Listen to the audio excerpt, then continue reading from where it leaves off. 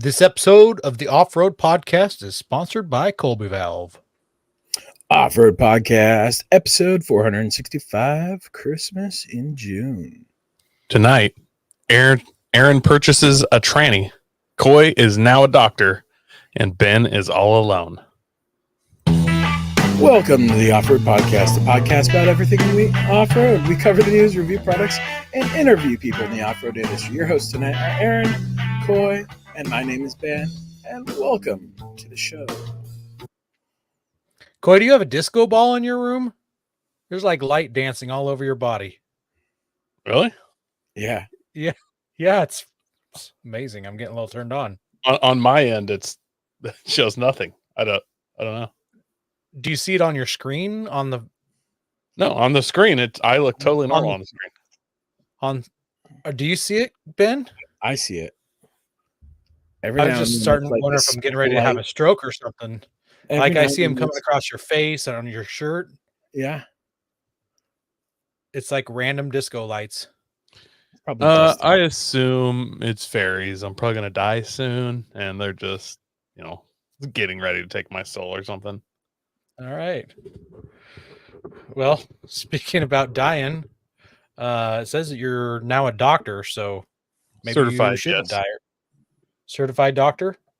Yeah. I was working on my sleeper cab trailer project, which, Aaron, I know you for sure will know this. Remember back in the day when we had things called forums?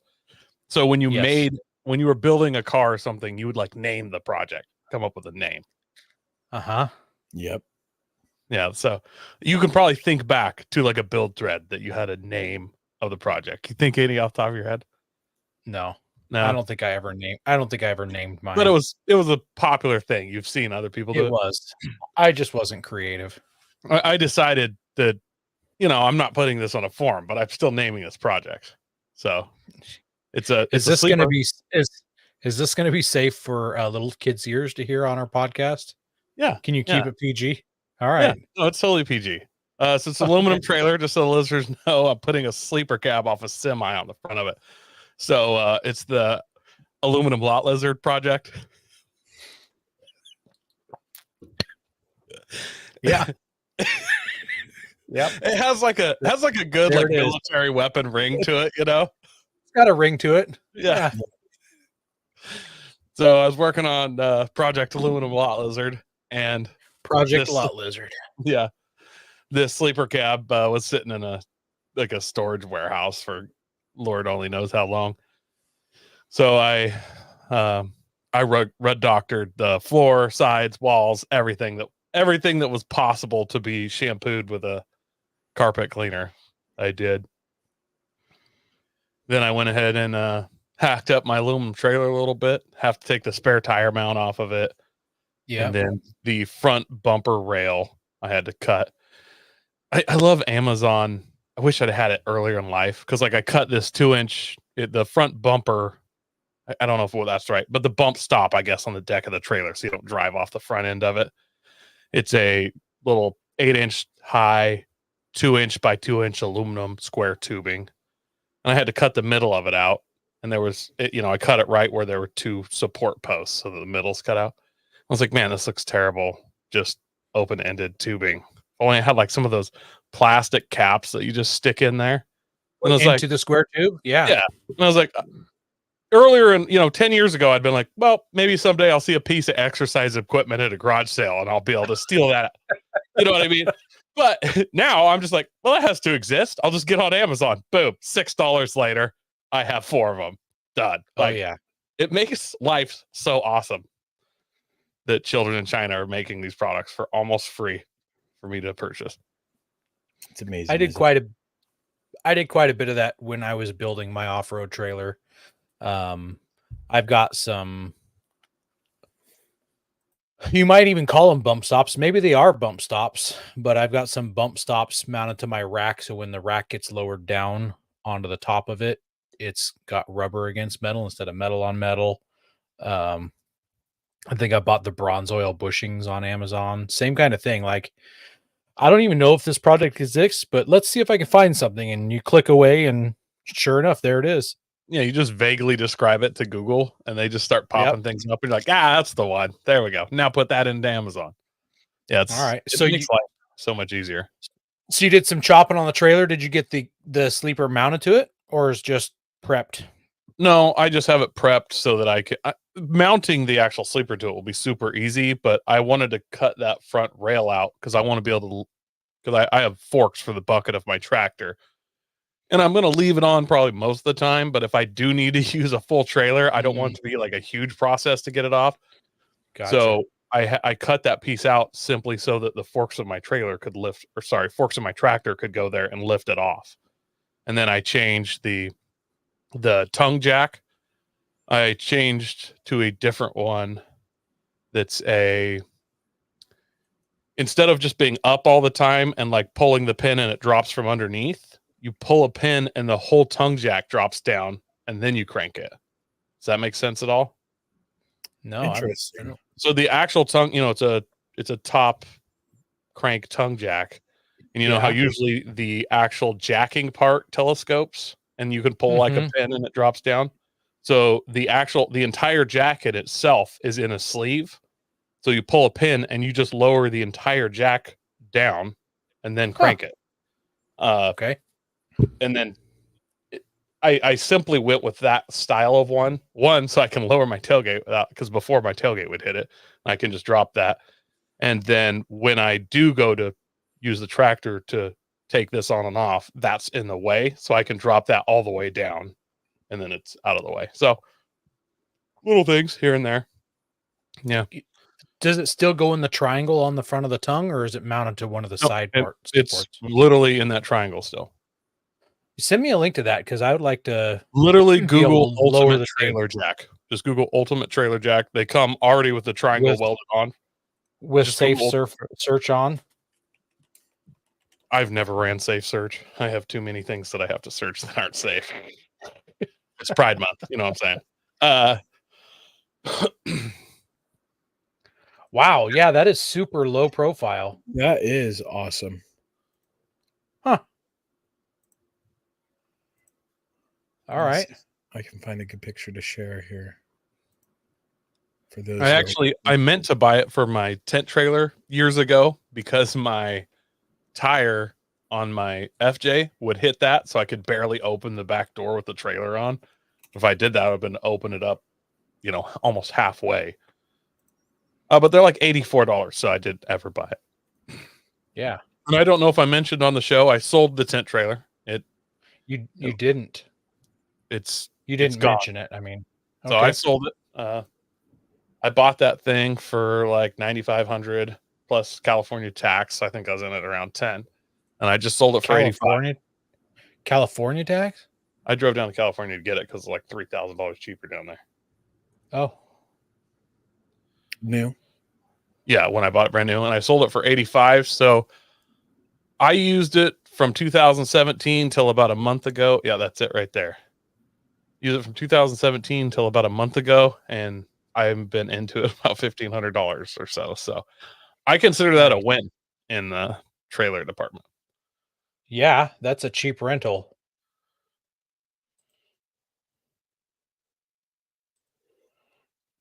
Well, that's great news.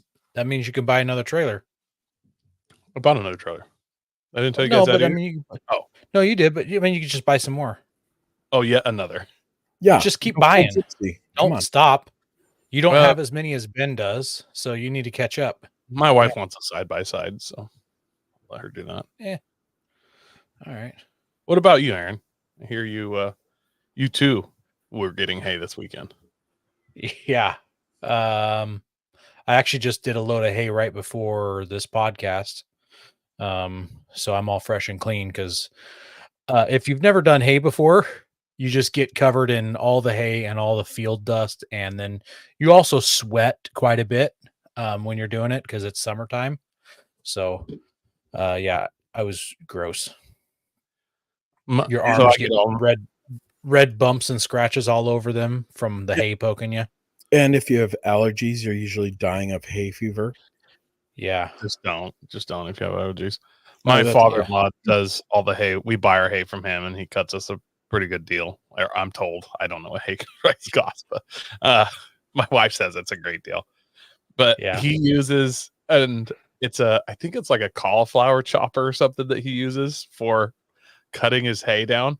So it chops the hay up and it bales up and stuff nice, and he likes it, but I hate bucking it because like you grab it and it just oof, the like dust and little end pieces that like it's pretty bad with regular hay. It's 10 times worse with his. And usually after a couple loads, I'm DEFCON angry. Like, and then this last time I bucked hay, a bee just flew up and stung me right on my bald head for no reason other than probably somebody mowed over their nest, but I did nothing to it. So yeah, super hay bucking. The older you get, the worse it is. Yeah, I've got allergies, and I bucked hay when I was 13 twice, and I was like, nope, never again. I'm like, if I can avoid it, I will not do it. And I got paid good for, at the time, it's like $10 an hour or something like that for family. All I did was buck hay when I was a kid. I've got terrible seasonal allergies. I'm like 2-3 different medications right now just for this season, and it's just like, nope. Well, if you don't have allergies, usually you can do it long enough that you get a heat stroke at some point in your hay bucking. There you go. So it's Yeah.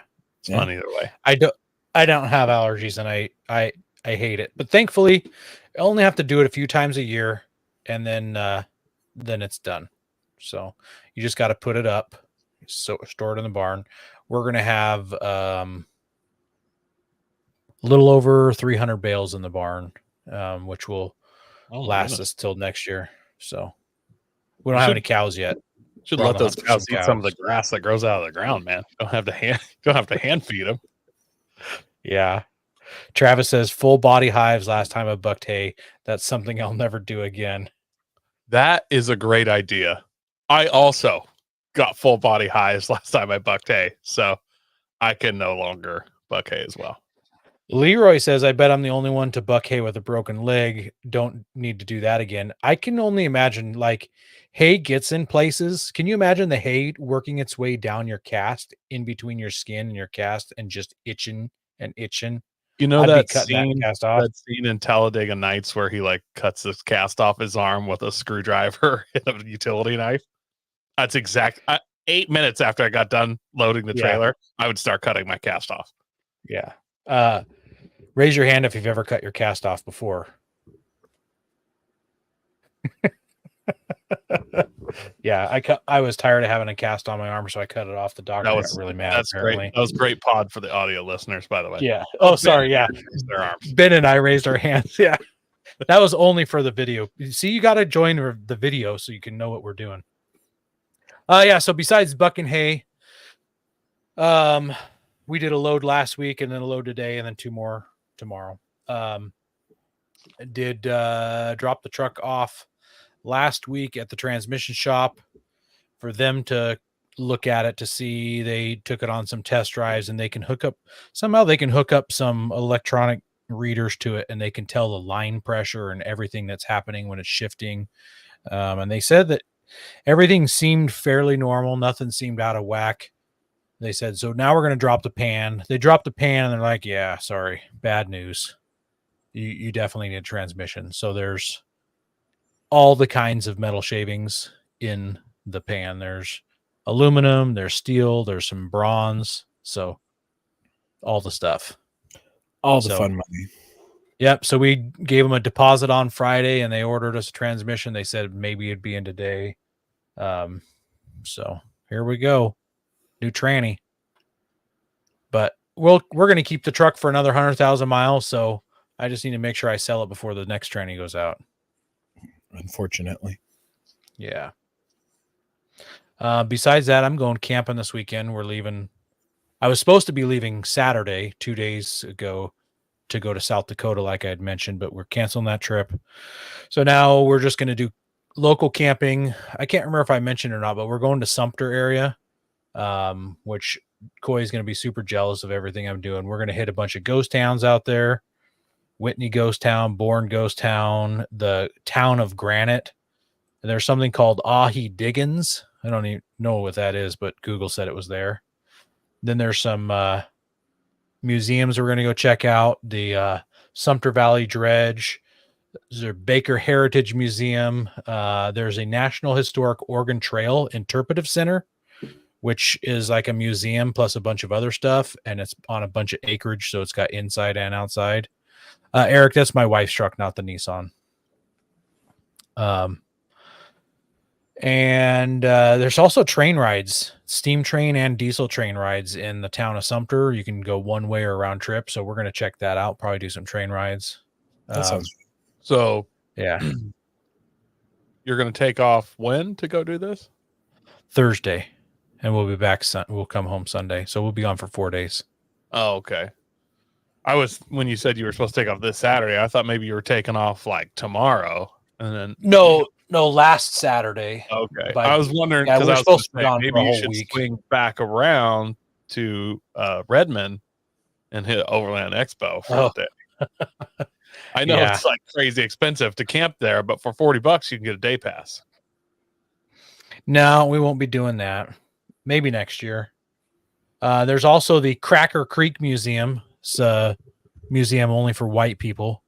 The Cracker Creek Museum, and it's a mining museum in Sumter. So I'm going to check that out too. There's a lot of dead air after I said that museum is only for white people. I had like 10 things I wanted to say, but I was like, Skull no, Cracker Creek. no. Oh man. First of all, if it's Cracker Creek, I wouldn't say it's for white people. It's about white people. But then you said mining. That's pretty white, at least in America. Other countries, not so much, I guess. But I don't know, considering California Railroad. Yeah. Anyways, yeah, so we're going to do some history stuff while we're out there. It'll be good. I think it'll be fun. I looked at doing those jet boats because we're going to be near the Snake River, Hell's Canyon area, and they've got those jet boats that go up. And I'm like, we're not, it's only like an hour and a half drive to go check that out. So last night I was Googling around trying to find pricing. It's only $175 per person to go on a jet boat. Yeah. does that include lunch? I don't, it better include a lot of things, but I don't think it does. Maybe it comes with lunch and it's a 4-pound queso French fry steak carne asada burrito that's just the size is bigger than my forearm, you know? Yeah. I don't think it comes with anything other than wetness. Maybe a rain poncho. So, yeah. So, needless to say, we're not going to be doing jet boat rides. That sucks, but Yeah. understandable. Yep. Too expensive. Ben, I see your 4Runner back there. What do you got going on? Well, I'm all alone. My family left me. So the younger kids left on Wednesday, and then my kidney stone has not left its place in my body. So Do you have to pee into a thing to catch them? Like you have to pee into a strainer? No, they said if you can catch them, catch them. If not, don't worry about it. Like you just reach down and grab it real quick as it's Pretty coming? much. Pretty It's much. like Pokemon, got to catch them all. But so my wife took off Friday with my oldest, and she went to Montana and is visiting the family, hanging out with her sister and the kids and all that. So I've been home alone all by myself, trying to figure out, how to feed and clothe myself. So I had steak tonight, and Feed, clothe, and bathe yourself. Yep. It's been very hard, very challenging figuring out what I'm going to do with no one here to tell me what to do. So I've just been working on stuff. I got like the backyard trench filled in. I got one of the trailers back in its place, and I cleaned the shop up a little bit, pulled the 4Runner in. I was going to start last night, but I was tired because filling in a trench and not feeling so well still. Took a lot of energy out of me. So I pulled it in the shop, was like, oh, that looks good there. and I went inside and went to bed after I took a shower. So I'm thinking tonight after the show, I might throw it up on Jack's hands, get the front suspension done, and call her good. The plan is my youngest is on his way home tomorrow with the wife. And so I'm going to go do an overnight camping trip and some fishing with him and maybe my dad, and then run up to Tahuya at least once too. Good. I mean, I need to do something. I can't like not do things since stuff got messed up. So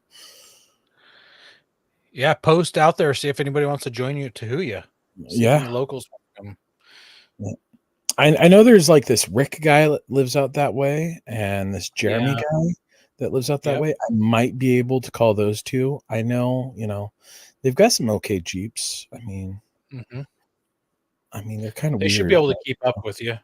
They should be able to. Yeah. It might be nice to see some of those weird fellas. That would be a good time. Yep. Other than that, not much. It's been kind of weird not having anyone home. Just kind of working on stuff, getting projects knocked out left and right. Like, it's kind of clean back here. It's weird. I don't find it weird when I'm home by myself. I find it divine, I think is the right word. Divine, yeah. When you can cook up a tri-tip and just like no one's there to like bother you. Like, I just ate it off the grill. Like, I didn't have to go back inside and feed it. I cook tri-tip like when my family's around. I'm just in my underwear on the couch with 2 gallons of cheese dip. I honestly would have probably Cheetos into it. Washing it down with 2 liter of Dr. Pepper that I'm drinking straight from the bottle. I do wear my underwear, but there's a podcast, and yeah, I might be. Can't tell. I use a lot less silverware and plates and bowls when my family's gone. I do dishes after everybody left, and there's like maybe 5 things in the sink right now. Yeah. Like you cook a whole pizza, but then you just slide it back onto the cardboard that the pizza box that it came in. One of my favorite parts about being home alone, it's the same thing from when I was a kid to now, watching an R-rated movie in the living room. Like I could just like, I've been wanting to watch this for 4 months, but kids are always around and I know they can't watch this. And I did the same thing when I was like 14, where I was like, oh, hey, everybody's going. Guess what I'm watching? That's funny. Well, this is our last episode till August. If you guys weren't here last week, we announced we're taking the month of July off, gonna get some R&R and come back a little refreshed. Ben's gonna drop some episodes though, so there'll still be something to listen to. Yep, and I'll drop. Ben will come back without a kidney stone. Hopefully, your kidney stone has evolved. Yep. And then, I haven't decided if I'm going to drop them on video too. I might just drop them audio. Just do audio. So those will drop every Monday. I'll just have them pre-ready to drop. So, yeah. We also want to thank our sponsor, Patriot Patch. Head over to patriotpatch.co and check out their selection of great patches, shirts, cleaning mats, signs, and stickers. You can also join the Patch of the Month Club for $15 and receive a patch, matching sticker, and artist proof each month. There's June's, which July's is about to drop any day now, which I'm pretty curious to see what's going to drop for July's Patch of the Month.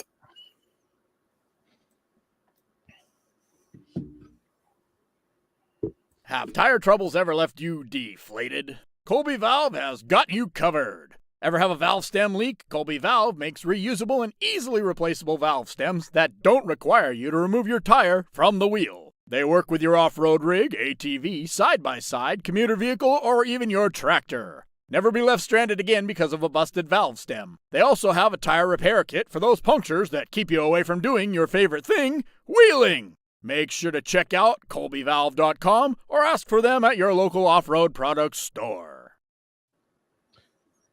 I gotta. All right. I gotta buy some more of those Colby valves. I got a project for this. Okay. Yeah. You need some help slashing some tire valve? What? Need some help slashing some valve stems? No. No, I have a project. I'm not committing felonies, Ben. Lord. Well, if you replace them with a Colby valve, it's not a felony. Maybe. And it's not a felony if it's that'd be at least a misdemeanor. No. I'm going to be honest, Ben. I'm not sure what all is and isn't felonies, but I'm positive that I'm not going to rely on what you say is and isn't a felony before I commit that is or is not felonies.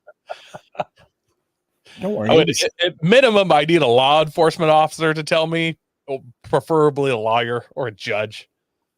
It's a misdemeanor. I'm sure I could plead down to that at minimum. No, I think I'm going to get some guys at work to fuse me up some pipe, put a cap on one end and a cap on the other end, like a 6-inch piece of pipe all fused up. I'll put a valve on one end.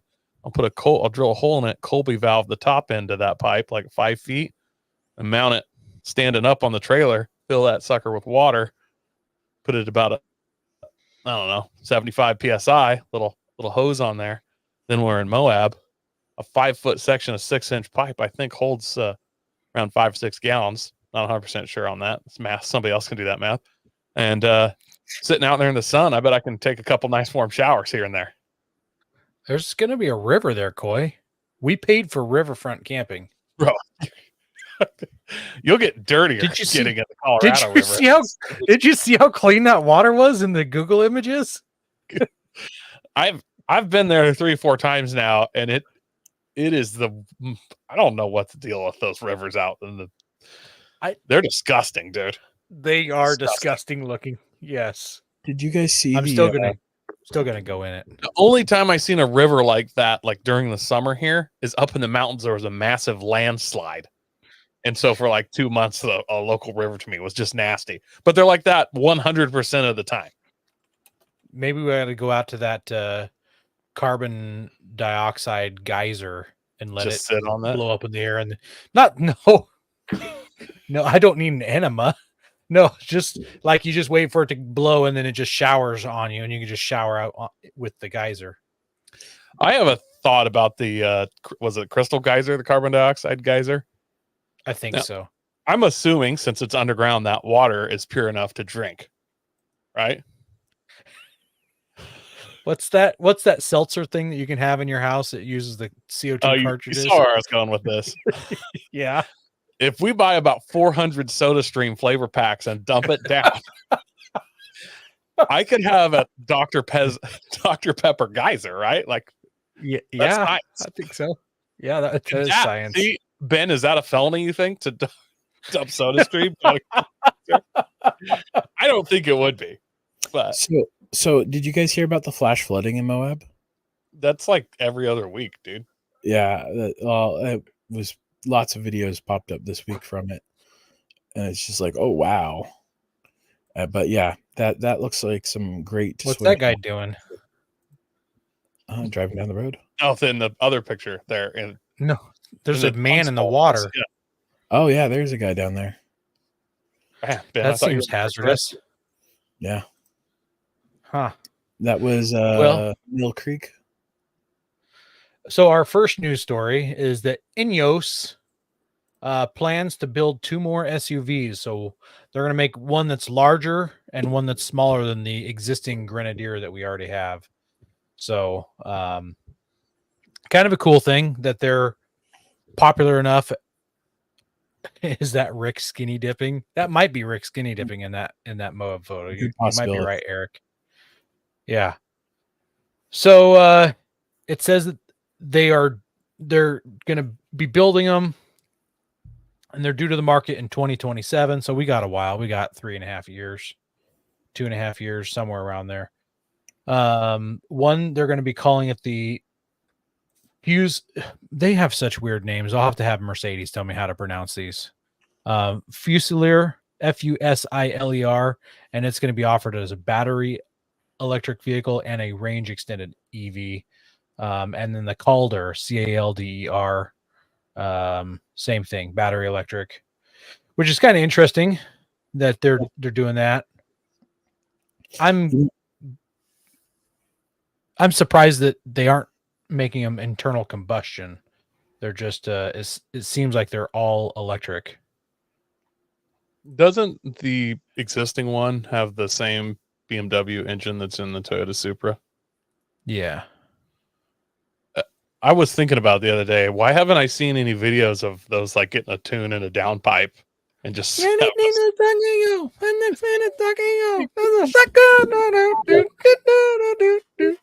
and just one of those just scorching and throwing fireballs down the highway. Like, can you imagine off-roading and just just blow off valve all the time?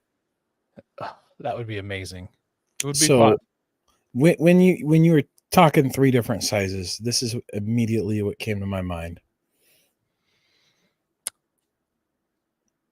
Interesting thought there, Ben. So what Ben has on the screen is the Land Rover Defender.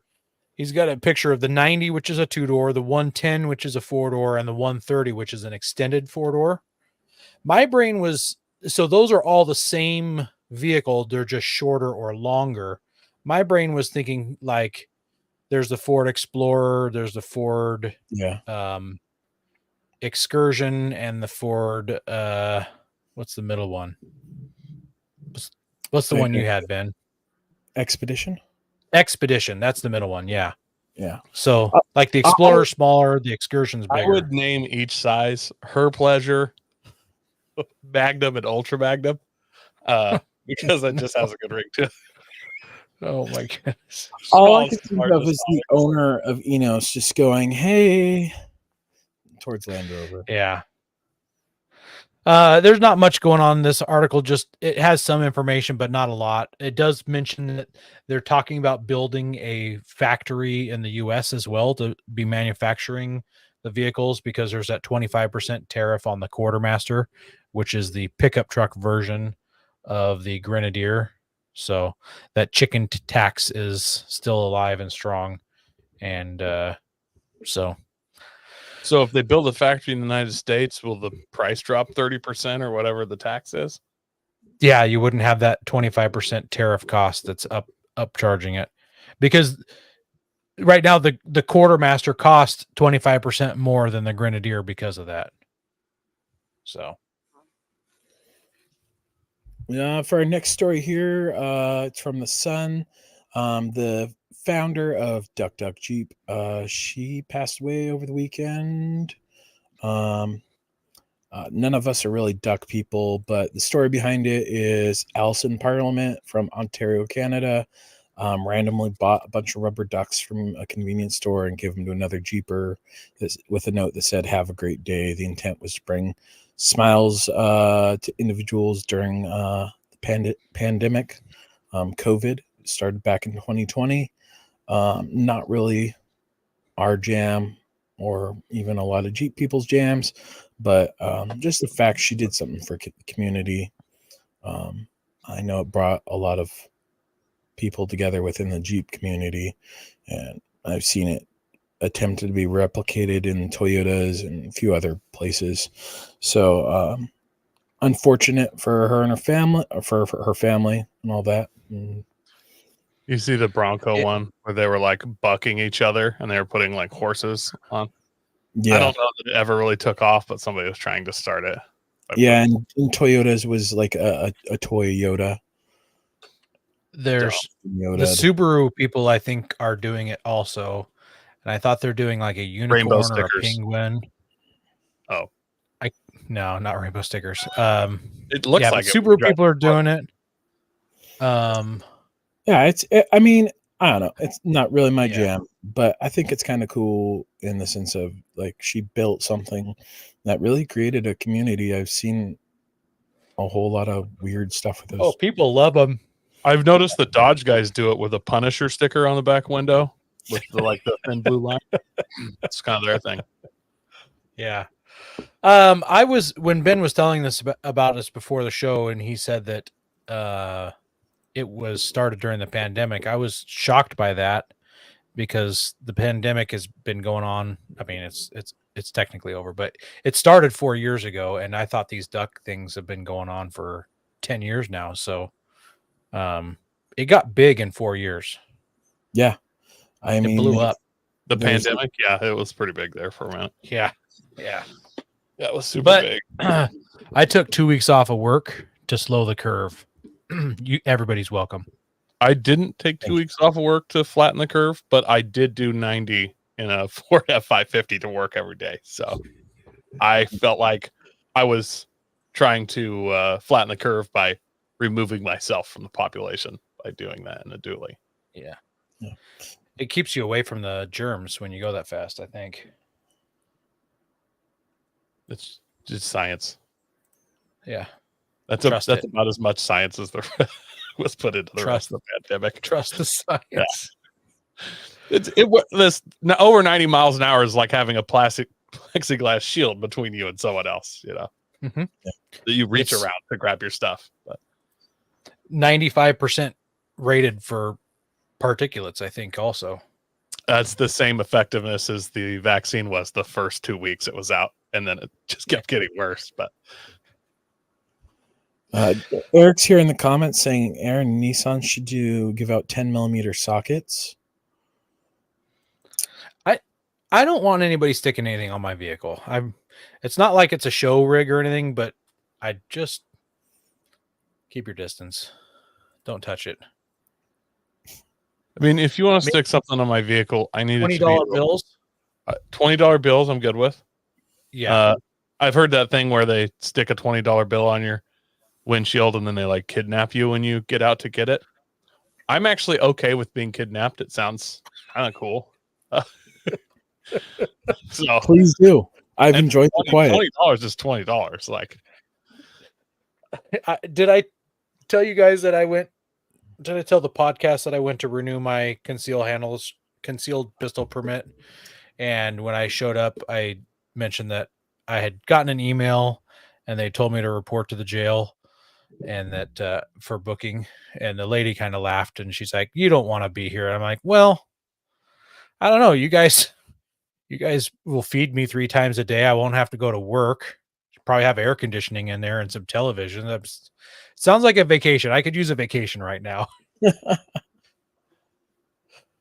awesome. Yeah, they didn't book me. Can't blame them. Well, let's get off started with this main topic. We're talking Christmas in June. Yeah. So we got a bunch of categories today, but we're going to start with the $25 to $49 one. And now normally, why doesn't it go from $0 to $49? Nothing's free. Ben's is actually only $16 in this category. So I could go 5 with this one too. Ben's going to buy 2 of them. How about that? Yeah. Anything less than if you're going to buy me something for $25 less than 25, do I even want it? Yes. Like getting somebody a $5 gift card. I'm just like, you get a lot of queso. You could get 4 cans of queso probably. Yeah. Would you be happy with a $20 gift card to Taco Bell?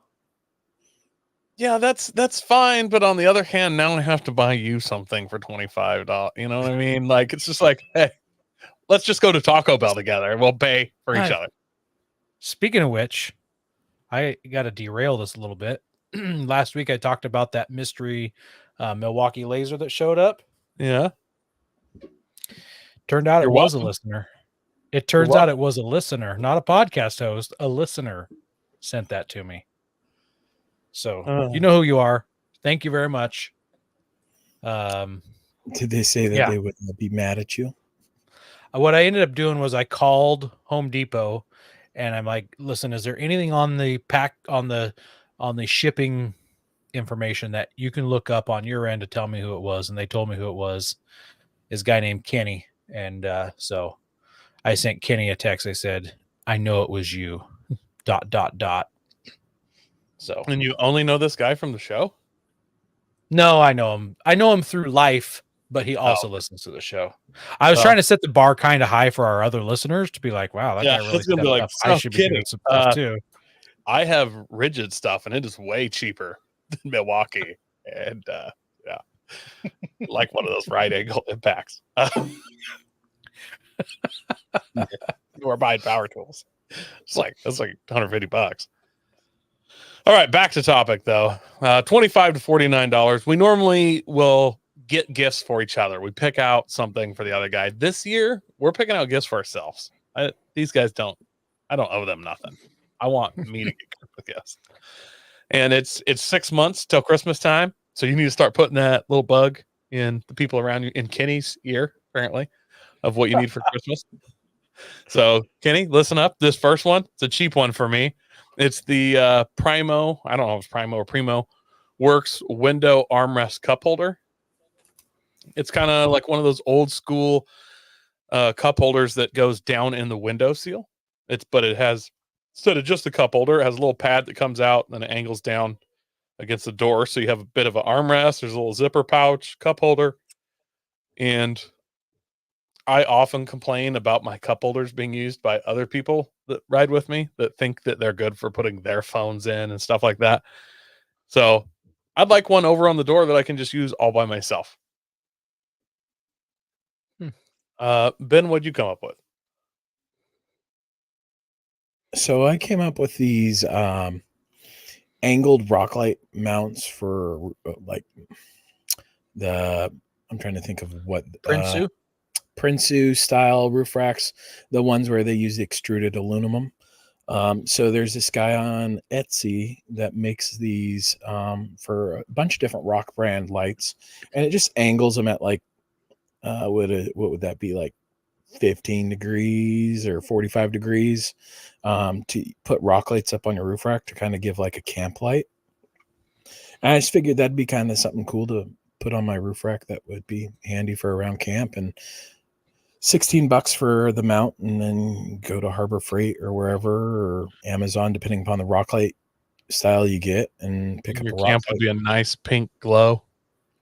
Oh, actually, so the ones I have here, I picked up a 2-pack of the Harbor Freight rock lights. They actually had them in stock at mine. I think they were like $25, and I figured, why not see how they are? And that's what these are. So it's like $16 for this one. There's I believe he also sells the STL. They're just 3D printed. So I might try and get the STL and just print them up myself. You got to print it with ABS though, or something UV stable. Yeah, PETG probably would be what I'd print it with. Unless I get my printer up to speed with some ABS or something like that. I've got to upgrade some stuff for being able to do ABS, but I can do that now with my shop being powered, all that. So it's a nice feeling. What about you, Aaron? Well, I picked a DeLorme Oregon Atlas and Gazetteer. I'm not sure how you really pronounce that word. But I have a Benchmark Atlas for Oregon, but I don't have the DeLorme Gazetteer. I really have no idea how you pronounce that. I was trying to find a book on the trails for Sand Hollow, but didn't seem to be any trail guides or anything like that. You can get online GPX files for it and everything, but no paper maps. So I'll just double down on what I got for Oregon. It's Gazetteer, Aaron. I Googled Gazetteer. All right. I always called it a Gazetteer. I personally prefer that pronunciation. I think I always remember it because I think of Gaza Strip and crying. That makes perfect sense. Yeah. Because Gaza makes you sad. The Gaza Strip just brings a tear to your eye. No, not me. I just see pictures of people that are crying. That's what I'm saying. All right, should we jump into our next? Yeah. Next one here. So we went 50 to 500, and guys, I went over because mine's $509. But it's close enough. I'll get some change out of the couch or something. So I went with a Lifetime 200 amp hour battery. I have a new trailer that I'd like to put this in, or in project Aluminium Lot Lizard could use this battery, and it is pretty sweet. It's got That's pretty cheap, dude. Yeah, price is not bad. Yeah. Obviously, it's not. I'm sure it's Chinese, but 100% when it's called a lifetime. yeah, lifetime. As 2,560 watt hours of energy and 1,280 watts continuous output power. Max 40.96 kilowatt of energy. EV grade A cells, 4,000 plus cycles at 100% depth of discharge. So honestly, even if they're lying about that and they doubled that number at 2,000, I'm never going to use it 2,000 times. Yeah, depth probably and not. drain it all the way. And I don't know what all this stuff means, but it says 400 S1S of high discharging current. Light times 100 amp BMS, which is some kind of battery something protection. Overcharge protection. What's that, Ben? It provides overcharge and yeah, I was getting to that part. Oh, okay.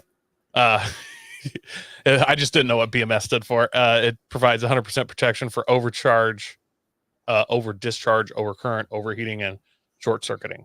So maybe even though it's battery monitoring system, I'm assuming something like that. So even though it's not from America, with it, I'm looking at a bunch of Chinese and Amazon brand ones, but I want one that has. There we go. He says battery management system. It sounds right. Anyways, I'm looking at one for sure that has that kind of setup just for the safety factor.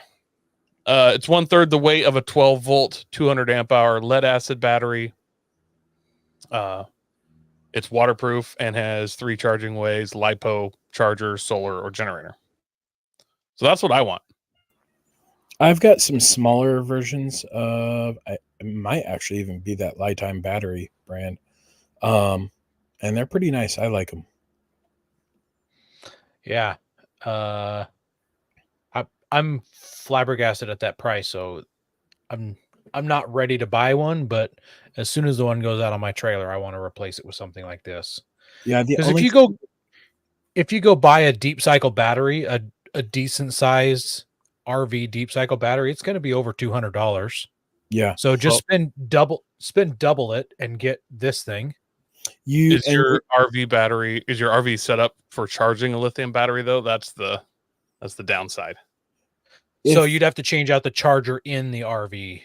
Yeah, and I actually looked into this with like my Rockwood, and it's only like a $35 part, if I remember correctly, to switch out the charging system to allow for lithium. So my new camper, there's just a switch inside. You change out to go to lithium. You just flip the switch, and then I don't think mine is like that. My solar panel, you just change when you have it plugged into the solar panel. You just change the solar panel. Actually has charge control where you just change to lithium. So I should be kind of good to go. Sweet. Well, there's a 5% off when you click on this thing on the side window when you go to buy that, Coy. If you buy if you buy 2-pack, you save $5 each. So if you want to buy me one, there's actually lied about buying me the laser. I didn't lie. Me and Kenny feel guilty.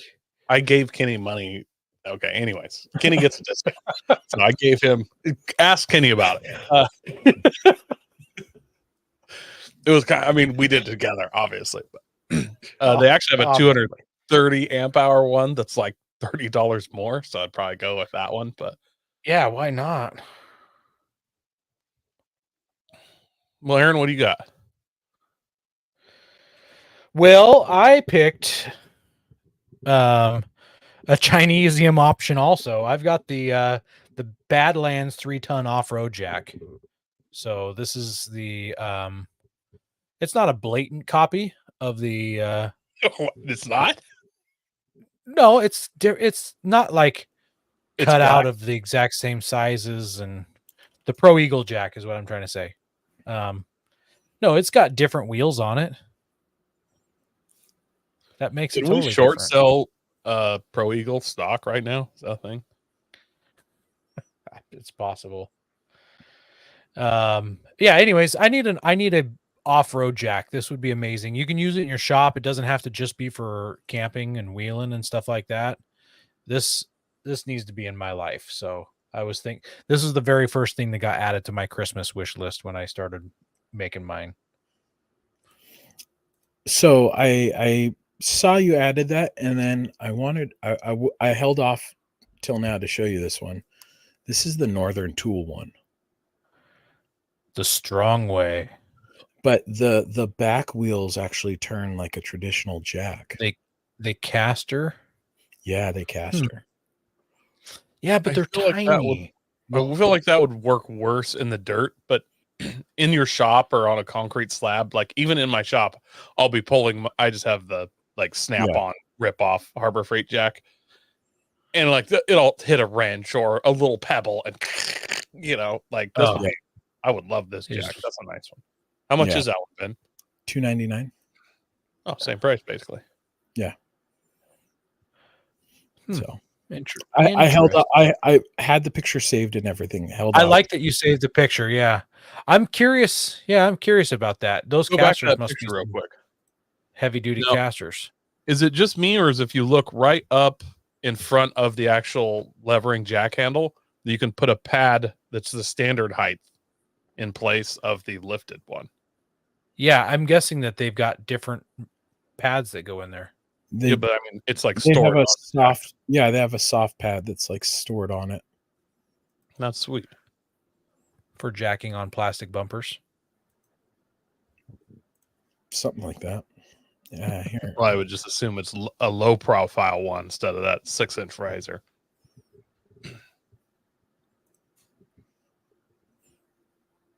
Yeah, it's a low profile one.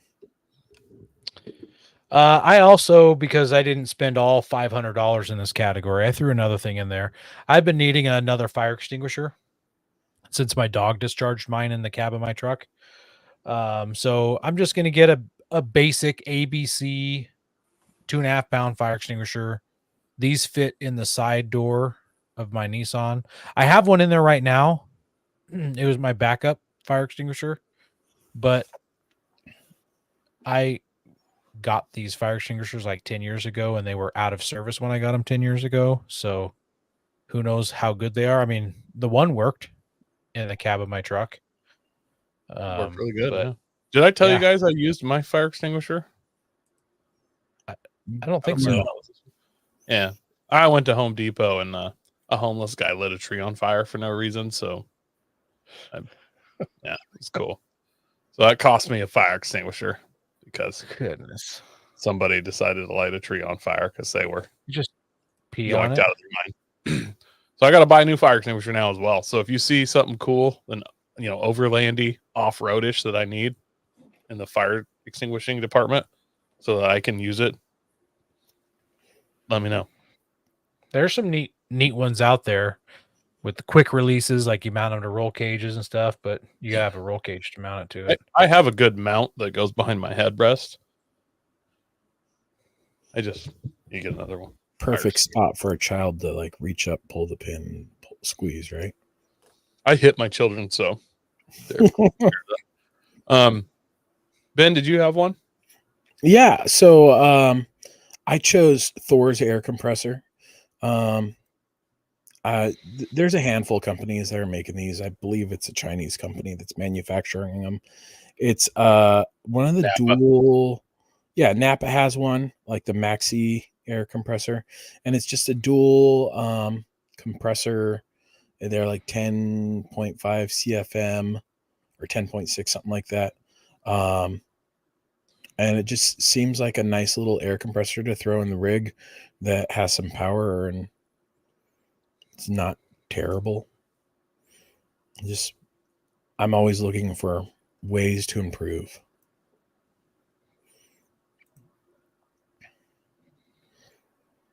And, it's like not like I have enough of them.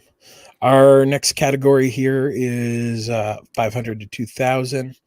And I guess with inflation, I feel like we should have adjusted. Maybe for Christmas this year, we'll adjust our categories up a little bit. Biden's going to help us spend a little bit more money to get the same things. Inflation is so bad, you didn't even notice that I bumped some of these. Did you? It was 50 to 200, and I was like, "What am I getting?" So I bumped For it 200. 50 to Yeah. 500. Yeah. Gotcha. Our next one here is something I've kind of wanted for a while, is a rear bumper for my 4Runner. That's not plastic. That's metal. I got an idea, Ben. Your wife's gone. You're heavily medicated. Why don't you just have a little accident, a little whoopsies with your 4Runner? Just back it into something. I think there's a telephone pole really close to your front yard somewhere. Aaron, Just a little whoopsies, smash that bad boy. If it takes 3 or 4 backs in and get it to why strike whoopsie it like that? Which be like, look, I took some pills and I had an edible. I didn't even realize I ordered this bumper. I was just looking at it. Ooh, yes. Yeah. Well, but see, the thing is, she could make him send it back. But if it's broken, it's like, He may need to Perfect. call Victory and let him know that there's no return policy. Something like that. oh, So maybe somebody could steal your credit card and order Yeah. some parts.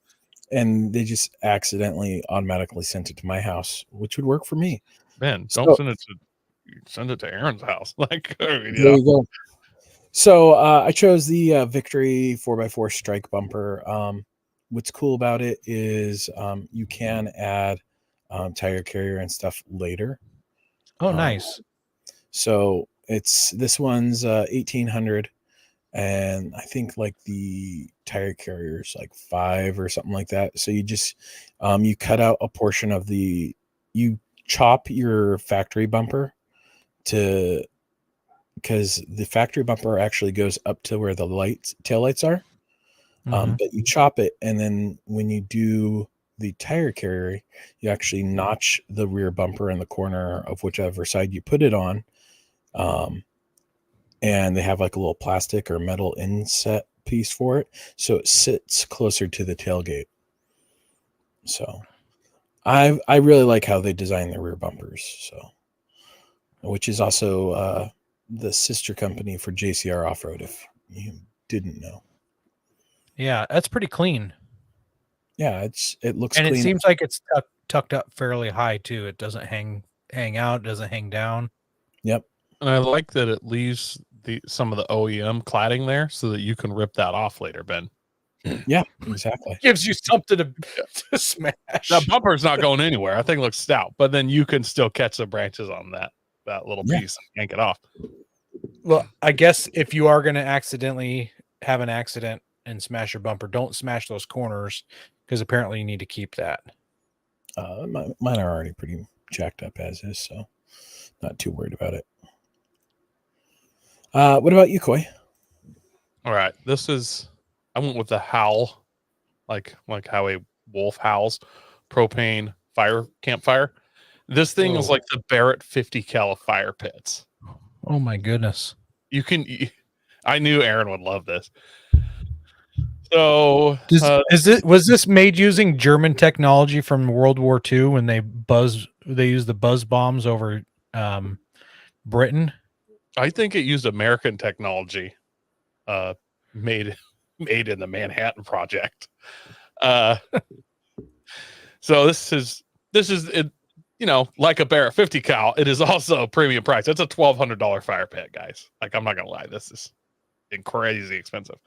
But they say this is the only campfire that makes you warm in wild winds, monsoon rains, and in the middle of a band burn.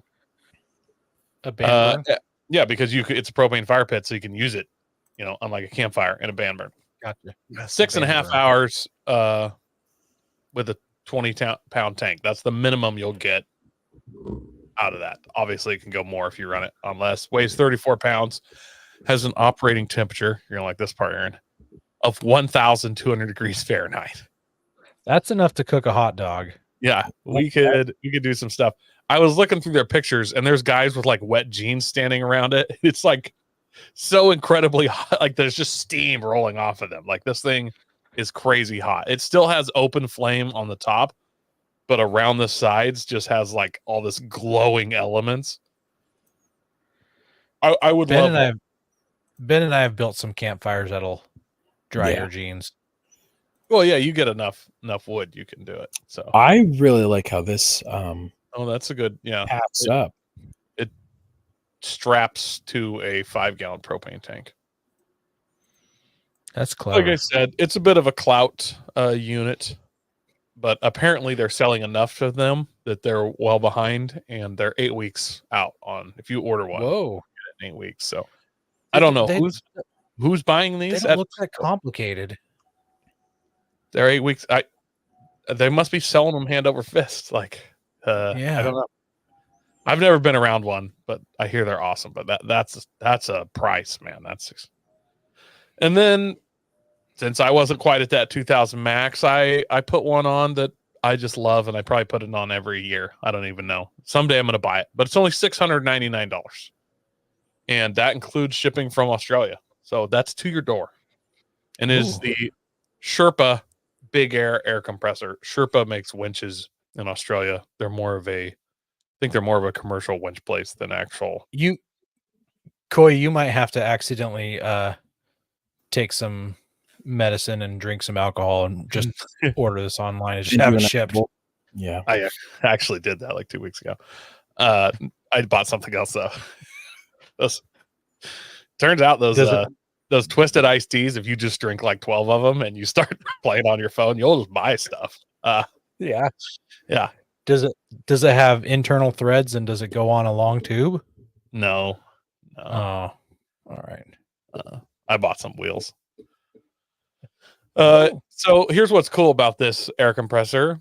They call it a 10 CFM air compressor, and everybody says theirs is 8 or 10 CFM or whatever giant number. Even mine says it's 4 PSM. That's usually at like 1 or 0 PSI.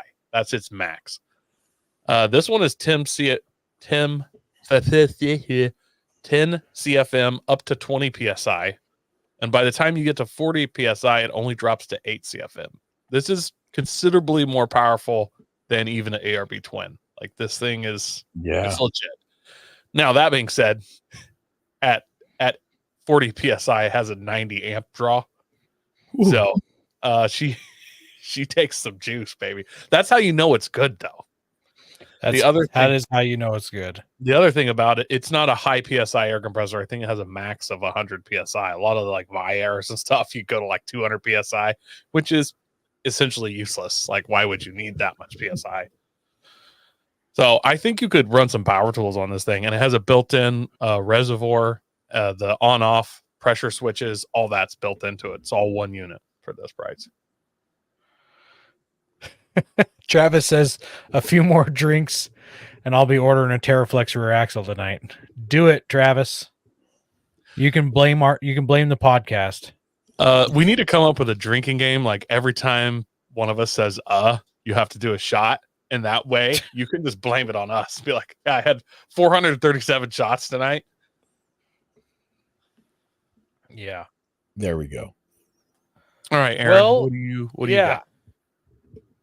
I got hassled on a show, I don't know, 20 episodes back, where I showed a picture from inside the cab of the truck. This actually may have even been farther back. I think it was when we were snow wheeling, shot some video from in the cab of my truck, and people were like, how old is that Garmin? Is that from 1973? And you still have a Garmin in your truck? There were several Garmin comments. Aaron loves his TomTom. Yeah. It's nice. Yeah, there were some TomTom comments. Yep. So I have that for several reasons. I do use it as a navigational tool when I'm off-roading. But more so, I use it because there's no way to adjust the speedometer in my truck to account for the fact that I'm running oversized tires, and the speedometer is way off. So, and when you go up in a tire size, it thinks you're going slower than you actually are, and that's a good way to get pulled over. So I use it as a GPS speed unit. And then I bought this specific Garmin because it has a backup camera built into it, and I wired it so that I could look at that backup camera without even having to put it in reverse. So at any time I can just touch the screen and look at the backup camera. So it's my backup camera and my speedometer. So get off my back, guys. But I'm going to upgrade. I'm going to finally upgrade. I'm going with the Garmin Overlander, which is what Koi has. Although I thought there was an updated version. I don't know if this is the same one or not. I hope it's the same one I have.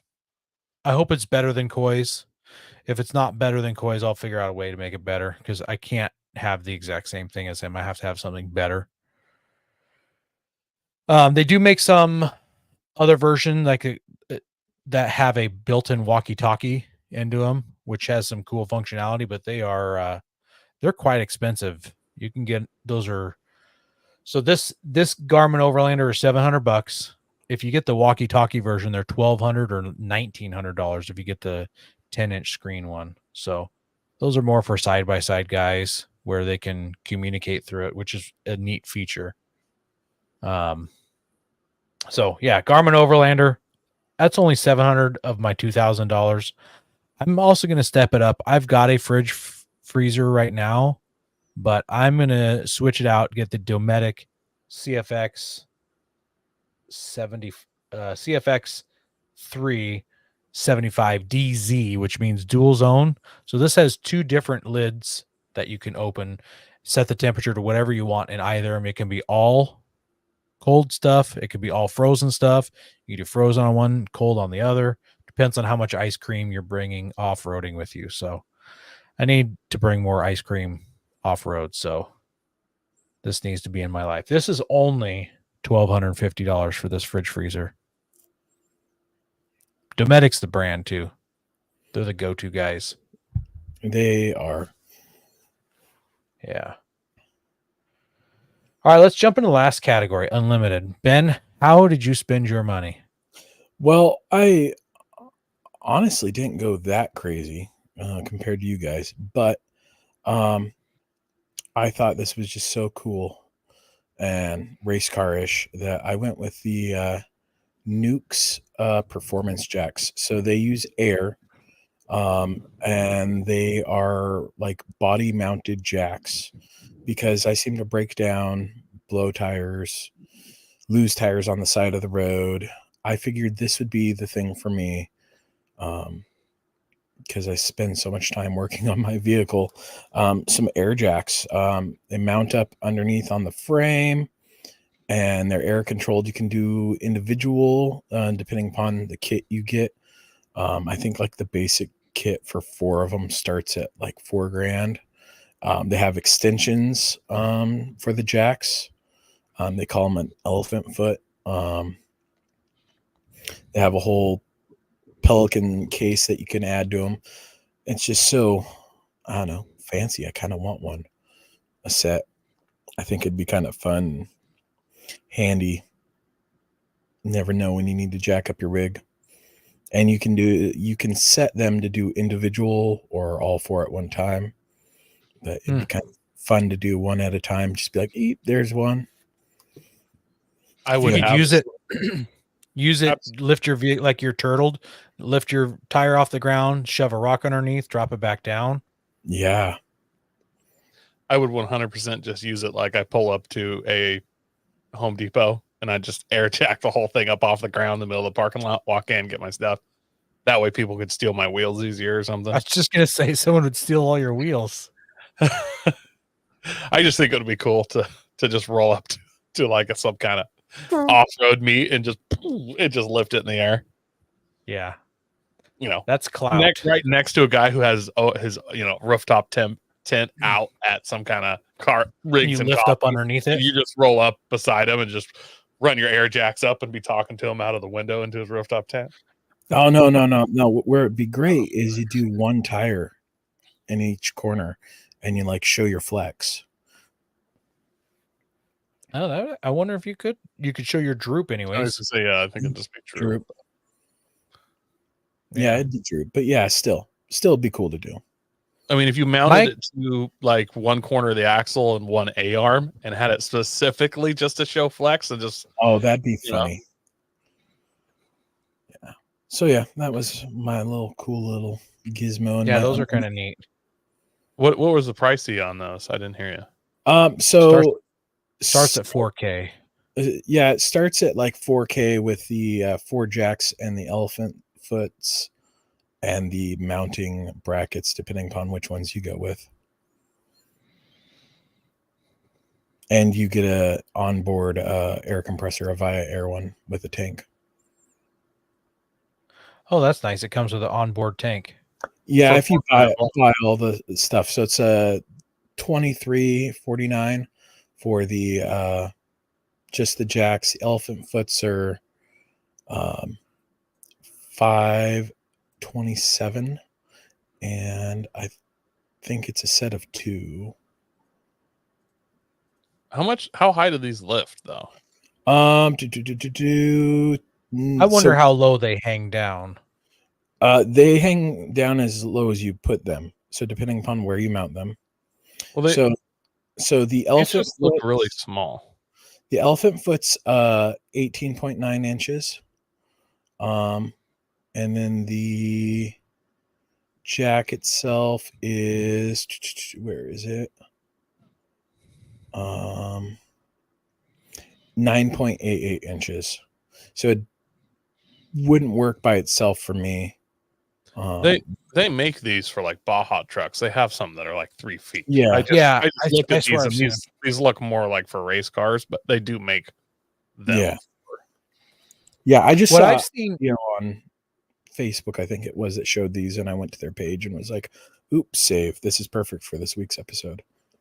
I saw one where they actually used one of the skid plates and they put a ram behind a skid plate and hinged it. And so the skid plate lifted like the front end, and then they had a couple of these at the back or something. Yeah. Yeah, they're pretty dope.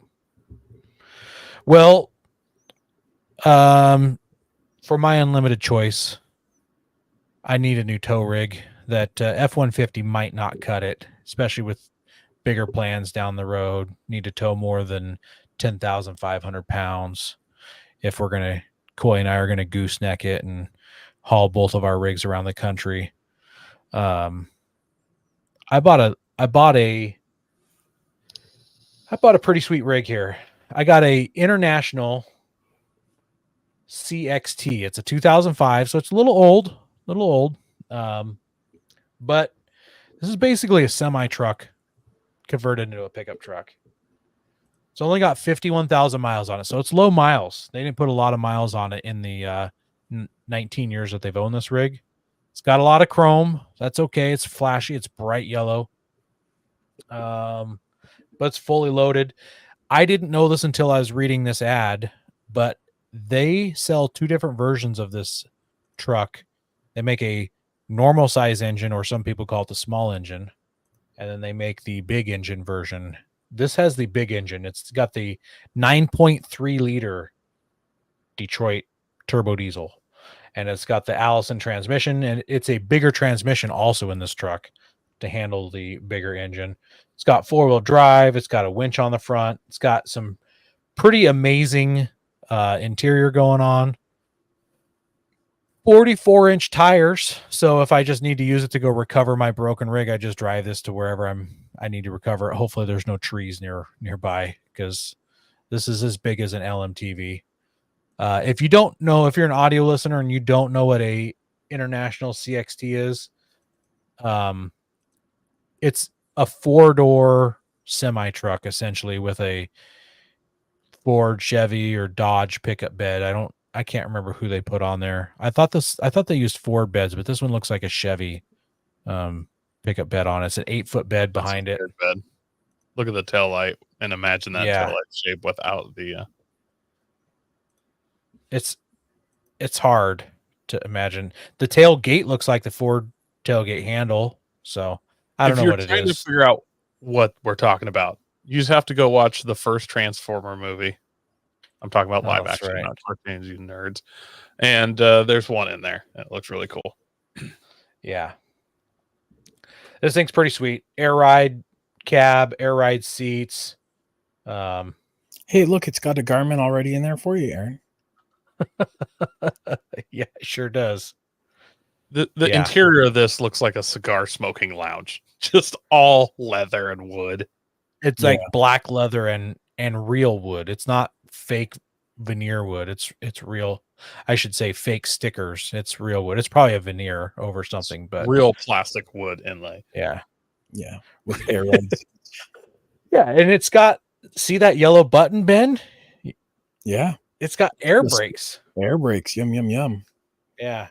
You can do a lot of towing with this. The ad doesn't say how much you can tow. I'm gonna guess you can tow 30 or 40,000 pounds with And this. yeah, I don't know. I don't know how much you can tow with this. I know how much I'm gonna tow, and yeah, it's gonna be. it's got a Allison transmission, right? Yep. We're gonna put a rooftop tent in the back and register it as an RV, and then we There can you tow as go. much as we'd like. Doesn't matter anymore. And the rear has a bench seat, which is pretty cool. That folds down into a bed, Aaron.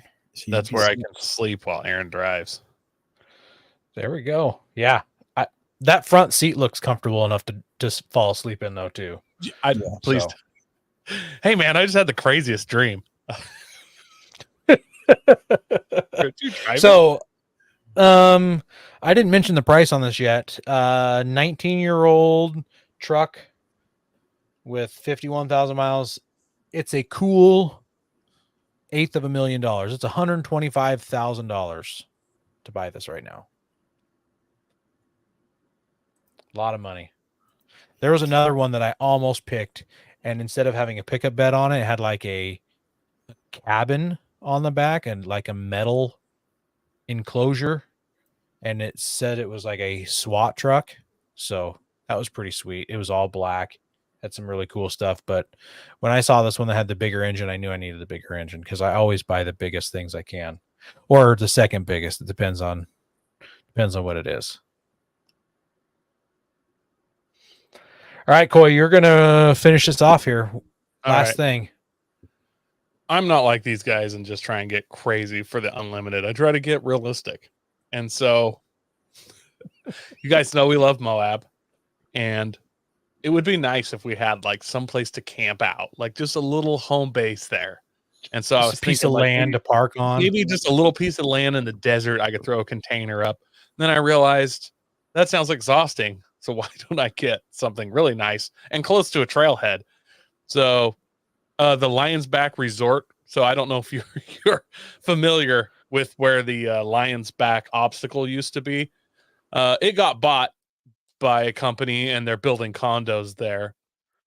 I'm not going to talk about price just yet, but I decided I was not going to buy one, but two of these condos because they're really close together. If I buy two, I have two garage spaces, two separate living spaces. It would just be better because you're essentially buying one whole building for yourself at that point. And it's You're got, going to have neighbors. There's a G-Wagon by the gate down in the bottom corner, and then dead center is a Hummer H2. You're going to have the douchiest neighbors. I'm pretty sure I'm going to be the douchey neighbor in this neighborhood. So, yeah, it's just a little 3-bed, 4-bath unit, 2,000 square feet. So double all that. So I'll have 6-bed, 8-bath. And I mean, that would be perfect. Like for this guy's trip we're about to do, there's like 8 of it, you know. Separate Somebody kitchen. says, why not buy it all? Because it's lonely without neighbors. Like I need to track a ton of mud into this super fancy neighborhood and make them angry. Like I want to come back from wheeling at 4:00 in the morning with a 1979 Bronco with a 390 big block in it. And Open I headers. ripped the exhaust off, and then you know, it's Again, not running right, so I have to constantly rev it. Like I want to be that guy. And when the neighbors see me show up in Moab, they're angry. And it was just built in this year, 2024, 4,700 foot lot. So they're small lots, but we're doubling this all. I'm having 2 of everything since I'm getting the whole building for myself. I'll just read the little article here. The Lions Back Resort offers unrivaled launchpad for all the adventure, exploration, and relaxation Moab has to offer while treading lightly on the land. Well, it's 175 acres of land with 70% open space, offer a sense of seclusion. Lions Back Resort is a stone throw away from the city of Moab, so you're never far from community culture. This contemporary 2-story mesa meets sophisticated design, immersing you in the surrounding desert landscape with both indoor and outdoor living, creating an epitome of open concept living. Grand spaces with vaulted ceilings, framing, and desert landscape with floor-to-ceiling windows provide you the unobstructed views of sunlight reflecting off the red rock fens and sunset alpenglow on the La Salle Mountains. The fireplace features a limestone hearth offering a more intimate ambience for cooler desert evenings. Earthy desert hues from the fire clay tile backsplash and Italian cabinets are beautifully offset by the clean modern lines and the timeless quartz countertops. Thoughtful design represents the surrounding terrain all while incorporating high-end finishes from Wolf and Sub-Zero appliances to a 5-piece spa-like wet room and a soaking tub and Waterworks plumbing fixtures to built-in speaker systems with Sonos amps. Offering 3 ensuite bedrooms, this luxury home has short-term rental zoning with a furniture and housing hardware package. When the wild terrain is calling, the Lionsback Resort offers on-site access to Mill Creek Trail and Hell's Revenge 4x4 Trail. Standing at the gateway of the world-renowned Sand Flats Recreation Area, home of the famous Slick Rock Trail. So, guys, and just so you know, if you've ever been to Moab, this is like, I don't know, Aaron, a quarter mile from Hell's Revenge. Technically closer. Hell's Revenge exits.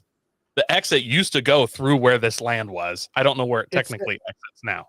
It says on-site access to Hell's Revenge. So remember, so you can just drive from this road to it. So remember when we exited Hell's Revenge through like that volleyball-sized rock, the old exit where you don't go back to the main parking lot? Where it exited is this resort now. Oh. So it is right there. And I'm assuming you can't exit Hell's Revenge that way anymore then. I don't know how that works. Last time I was there, I'm okay with that. I'm okay with that going away. There was no reason to have that as part of the trail. It was less enjoyable than the rest of it. Either way. So yeah, I'm buying the whole building. So 2 of these, and it is only $2,090,000 a piece. So, you know, I want to be into a little bit of $4 million on this one. But guys,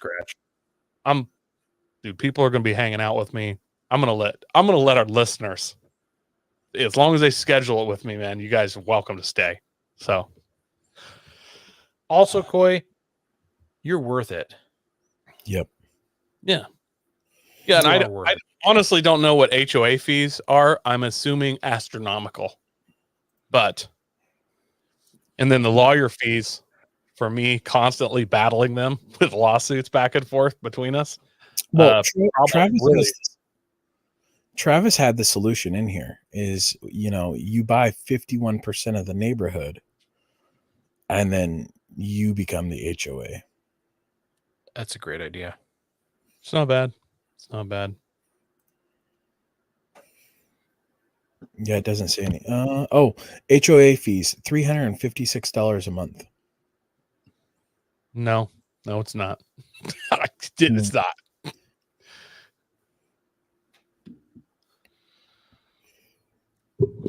Well, guys, I hope you enjoyed all these Christmas presents. Maybe your wife could buy you this $2 million house for Christmas. And I mean, think you could Airbnb this. 90% of the money back there. Yeah, probably make your payment to the HOA. Yeah, for when you go to Lionsback itself. You just have to have a clause in there that if you are Airbnb this, you have to disconnect your exhaust before you come on site.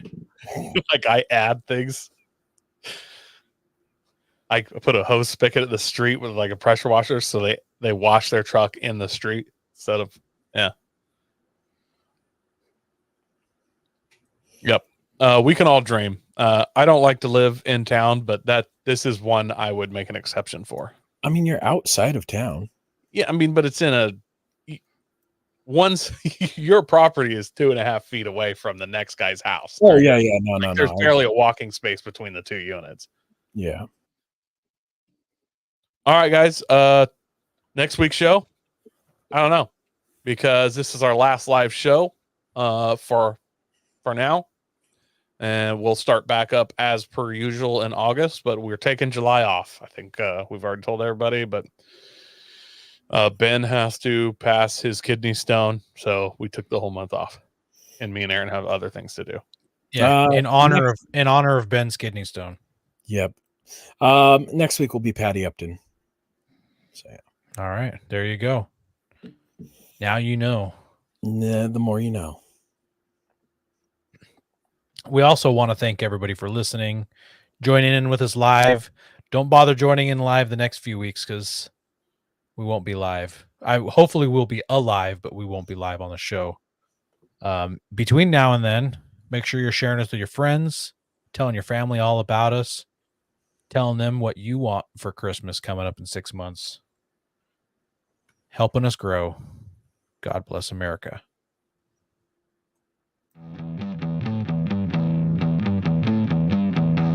Don't forget to visit Patriot Patch and join the Patch of the Month Club. Check out our Gaia affiliate link for up to 40% off. Also, don't forget to head over to Warren Colby Valve and 4 Patriots to see all of their great products. We are a proud part of the Firearms Radio Network. Got a question or comment? Send it to us through our Linktree account or by searching for Off-Road Podcast. Also, you can listen to us live at overlandradio.com Mondays at 7 p.m. Pacific.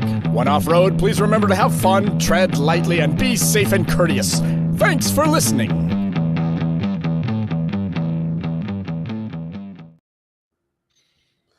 Ben, can we name your kidney stone Geodude after the Pokemon? And when it evolves, it could be renal failure. Sounds like a plan.